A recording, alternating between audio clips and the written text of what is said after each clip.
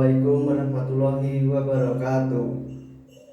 Hari ini Senin 26 Juli 2021. Sebelum memulai materi pada hari ini, alangkah baiknya kita berdoa menurut agama dan kepercayaan masing-masing. Berdoa dimulai. Amin. Berdoa selesai. Pelajaran hari ini adalah pendidikan Pancasila dan kewarganegaraan. Lalu materi hari ini adalah perumusan dan penetapan Pancasila sebagai dasar negara, yaitu masih di perumusan Pancasila sebagai dasar negara. Sebelum masuk pada materi hari ini, alangkah baiknya kita kembali ke pertemuan kemarin, yaitu tentang materi BPUPKI. BPUPKI sendiri dibentuk pada tanggal 29 1945 dan diketuai oleh Dr. KRT Rajiman Widyadiningrat. BPUPKI sendiri pernah melaksanakan sidang sebanyak 2 kali. Yang pertama pada tanggal 29 Mei 1945 sampai 1 Juni 1945. Dan yang kedua pada tanggal 10 Juli sampai 17 Juli. Di antara sidang kedua, BPUPKI pernah melakukan sidang tak resmi. Lalu pada tanggal 1 Juni 1945, Insinyur Soekarno pernah menyampaikan bahwa dasar negara Indonesia adalah Pancasila. Pada akhir masa persidangan pertama, BPUPKI membentuk panitia kecil yang bertugas mengumpulkan usulan-usulan dari beberapa tokoh. Panitia kecil tersebut diketuai oleh Insinyur Soekarno dan beranggotakan 8 orang, yaitu Ki Bagus Hadikusumo, Kiai Wahid Hasyim, Mr. Muhammad Yamin, dan Sutarjo, A.A. Maramis, Otto Iskandar Dinata, dan Dr. Andes Muhammad Hatta. Sesudah sidang di Chuang Sangin, panitia kecil mengadakan lagi dengan 38 anggota BPUPKI di kantor besar Jawa HKG.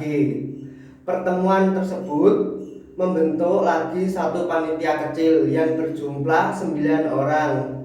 Panitia kecil yang berjumlah 9 orang ini sering kita dengar atau kita sebut sebagai panitia 9, yaitu 1. Insinyur Soekarno sebagai ketua dan anggotanya adalah Muhammad Hatta, Muhammad Yamin, A.A. Maramis, Muhammad Subedjo sebagai dari golongan bangsawan, lalu Kiai Haji Wahid Hasyim, lalu Kiai Kahar Muzakir, lalu Agus Salim, dan Raden Abikusumo Joyokerso dari golongan Islam. Panitia 9 sendiri pernah mengadakan rapat di rumah kediaman Insinyur Soekarno di Jalan Pegangsaan Timur nomor 56 Jakarta.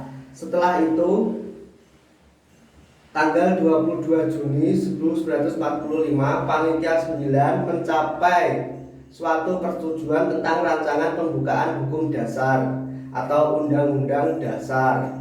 Oleh Insinyur Soekarno, rancangan pembukaan hukum dasar diberi nama Mukadimah. Oleh Mr. Muhammad Yamin diberi nama Piagam Jakarta, dan oleh Sukiman disebut Gentleman or Agreement atau 4 pilar kehidupan bangsa dan bernegara.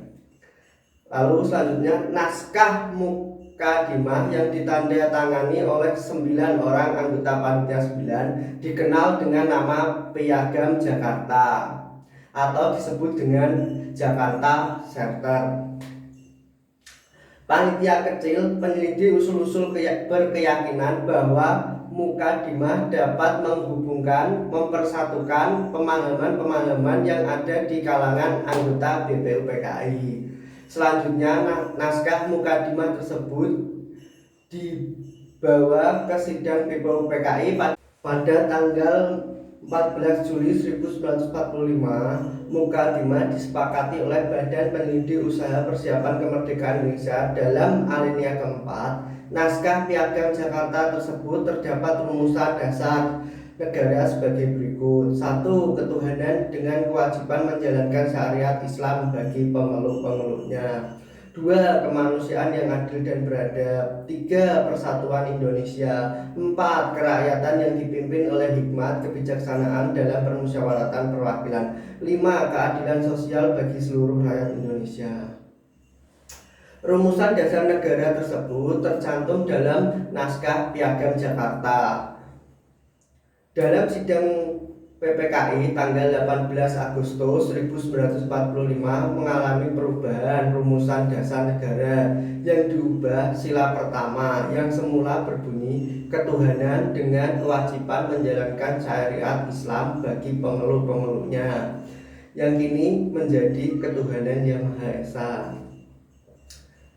Latar belakang berubahnya sila pertama tersebut menurut Hatta bermula dari datangnya utusan Ofisir Kaiguan atau Angkatan Laut Jepang. Mereka memberitahukan bahwa wakil-wakil Protestan dan agama Katolik dari wilayah yang dikuasai oleh Angkatan Laut Jepang merasa keberatan dengan bagian kalimat rumusan dasar negara dan Naskah Piagam Jakarta. Kalimat yang dimaksud adalah ketuhanan dengan menjalankan syariat bagi pemeluk-pemeluknya. Kan di Indonesia sendiri banyak agama-agama selain agama Islam, maka dari itu dirubahlah menjadi ketuhanan yang Maha Esa. Terhadap keberatan tersebut, sebelum sidang PPKI dimulai, Muhammad Hatta mengajak Ki Bagus Hadi Kusumo, Kiai Haji Wahid Asim, Mr. Kasman, dan Mr. Tengku Muhammad Hasan mengadakan suatu rapat pendahuluan supaya tidak terpecah belah bangsa. Tokoh pendiri bangsa yang bermusyawarah telah bermufakat untuk menghilangkan bagian kalimat tersebut dan menggantikannya dengan rumusan ketuhanan yang Maha Esa. Sekian materi yang Bapak berikan pada hari ini, Senin 26 Juli 2021. Semoga ilmu atau materi yang Bapak berikan bermanfaat bagi kalian semua. Dan Bapak mohon maaf jika ada salah-salah kata